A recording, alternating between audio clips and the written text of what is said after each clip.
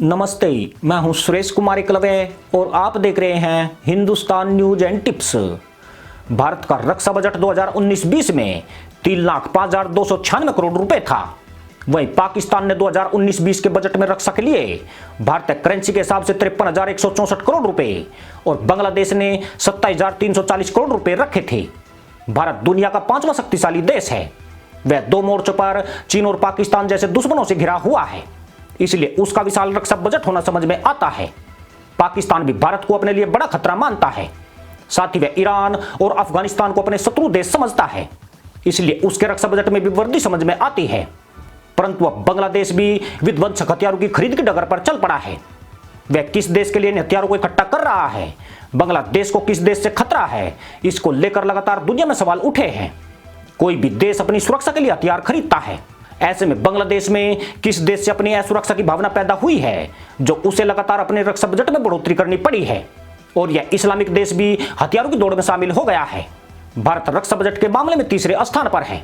पाकिस्तान और चीन से निपटने के लिए भारत अपनी जीडीपी का 2.4% संरक्षा पर खर्च करता है, जो यूएस डॉलर में करीब 71 बिलियन 10 करोड़ डॉलर बैठता है। चीन दूसरे नंबर पर है, जो अपनी जीडीपी का 1.9% और अमेरिका अपनी जीडीपी का 3.4% संरक्षा पर खर्च करके पहले स्थान पर आता है। रूस चौथे, सऊदी अरब 5वें, फ्रांस 6वें, जर्मनी 7वें, ब्रिटेन 8वें, जापान 9वें और दक्षिणी कोरिया इस मामले में 10वें देश में शामिल है।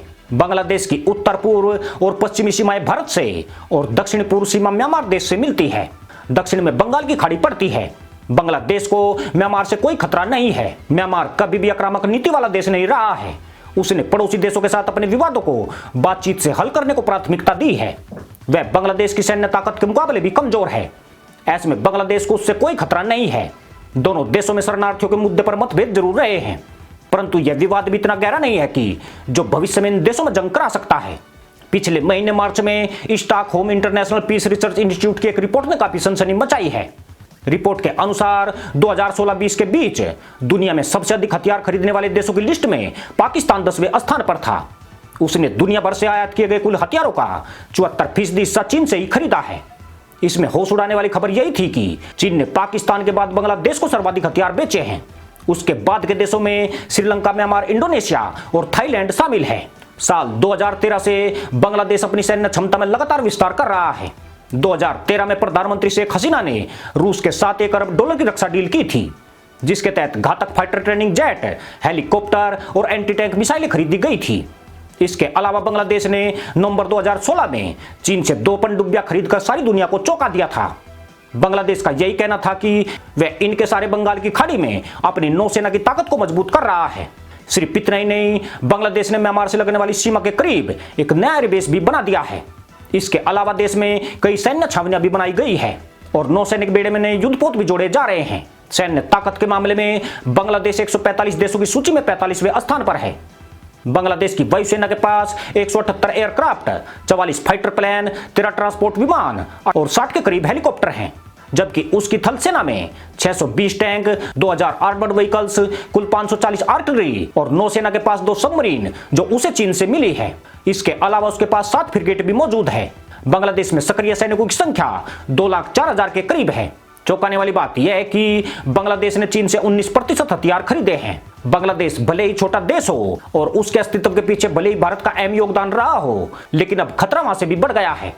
म्यांमार को बांग्लादेश अपने लिए कभी खतरा नहीं मानता है, बल्कि भविष्य में उसके हथियारों का मुंह भारत की तरफ उठ सकता है। यह आशंका इसलिए भी अधिक है क्योंकि चीन म्यांमार और बांग्लादेश को हथियार देकर उन्हें आपस में लड़ाने की बजाय उनको भारत के खिलाफ मजबूत कर रहा है। आपको यह जानकर भी ताज्जुब होगा कि पिछले कुछ वक्त से बांग्लादेश सेना भी पाकिस्तानी आर्मी के नक्शे कदम पर चल रही है। उसने कारोबार के क्षेत्र में अपनी दखलंदाजी बढ़ा दी है और अर्थव्यवस्था के सभी बड़े क्षेत्रों तक अपने पांव फैला दिए हैं। बांग्लादेशी सेना का कारोबार लगातार बढ़ता जा रहा है। एक अनुमान के मुताबिक उसकी क्षमता कम से कम $50 करोड़ पहुंच चुकी है। ढाका स्थित 5 सितारा रेडिसन होटल पर बांग्लादेश आर्मी वेलफेयर ट्रस्ट का कब्जा हो चुका है। इसके अलावा चिटगांव के बंदरगाह शहर में उसने एक और 5 सितारा होटल बना लिया है। देश में बांग्लादेशी सेना का ट्रस्ट बैंक के नाम से भी कारोबार चल रहा है। इस बैंक की देश भर में 60 से अधिक शाखाएं खुल चुकी है। सेना कल्याण संगठन ऐसा ही एक संगठन है जो खाद्य पदार्थों, कपड़ों, जूट, बिजली के उपकरण, रियल इस्टेट और यातायात के क्षेत्र में कारोबार कर रहा है। यानी सेना सरकारी नियमों की धज्जियां उड़ाकर खुद को बांग्लादेश की सबसे बड़ी ताकत के तौर पर स्थापित करने में जुटी है। भारत के लिए बांग्लादेश की सेना ही बड़ा खतरा है, जो भविष्य में उसकी परेशानी को बढ़ा सकता है। बांग्लादेश की लोकतांत्रिक सरकारें भारत से रिश्ते मधुर बनाकर चलती रही है, मगर बांग्लादेश की सेना भारत के साथ तालमेल बिठाकर नहीं चल सकी है। सीमा के दोनों तरफ के जवानों में झड़पें होती रहती है। कई बार तो हालात बेहद खराब भी हुए हैं।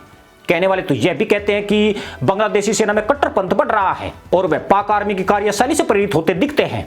सरकार की अपेक्षा सेना की दृष्टि में वे भारत को अपने लिए बड़ा खतरा मानने लगे हैं। साथ ही सरकार पर दबाव बनाकर रक्षा बजट में लगातार बढ़ोतरी कराई गई है। हालांकि भारत और बांग्लादेश के बीच अब किसी तरह का सीमा विवाद नहीं है। जून 2015 में ढाका में पीएम मोदी और शेख हसीना ने 41 साल पुराने सीमा विवाद को सुलझा लिया था, मगर अभी भी तीस्ता नदी जल बंटवारा, रोहिंग्या समस्या और एनआरसी को लेकर विवाद बरकरार है। परंतु यह ऐसे विवाद नहीं है जो किसी बड़े तनाव का आकार ले सके। पर बड़ा खतरा यह है कि बांग्लादेश चीन और भारत के बीच में पड़ता है। भारत के लिए बांग्लादेश का जितना सामरिक महत्व है, चीन भी बांग्लादेश को उतना ही महत्वपूर्ण समझ रहा है। चीन जानता है कि बांग्लादेश की चुनी सरकारें जल्दी से भारत के एहसानों को नहीं भूल सकती है। इसलिए वह देश की कट्टरपंथी जमातों, साम्यवादी संगठनों और बांग्लादेशी सेना में अपना प्रभाव बढ़ा रहा है। उसका ऐसा करने का मकसद सरकार पर दबाव बनाकर अपने हित साधना है। साथ ही चीन भविष्य में चीनी झुकाव वाली सरकार की उम्मीद में अपनी जमीन भी तैयार कर रहा है। वह बांग्लादेश को चीनी हथियार देकर उसे अपने ऊपर ज्यादा निर्भर बना रहा है। साथ ही वह वहां की सेना को रिझाने की कोशिश में भी लगा है। चीन किसी भी सूरत में भारत से सीधे जंग का खतरा मोल नहीं ले सकता है। ऐसे में पाकिस्तान और बांग्लादेश की जाहिल कौम को बेवकूफ बनाना उसके लिए आसान है। यह लोग रिश्तों की मर्यादाओं में जकड़े हुए नहीं होते हैं, बल्कि इनकी सत्तालोलुपता महत्वाकांक्षा के तौर पर देखी गई है। भारत के खिलाफ चीन इनकी इसी महत्वाकांक्षा का फायदा उठा सकता है। खास बात यह है कि बांग्लादेश की सेना में वैसे तत्व मुंह उठा रहे हैं। यह तत्व सरकार और संविधान को ठेंगा दिखाकर सेना को सर्वोच्च बनाने के लिए प्रयासरत हैं। इसलिए अगर देश में कहीं आइसक्रीम भी बिक रही है तो वह भी सेना की किसी फैक्ट्री में ही बनकर आई हुई होती है।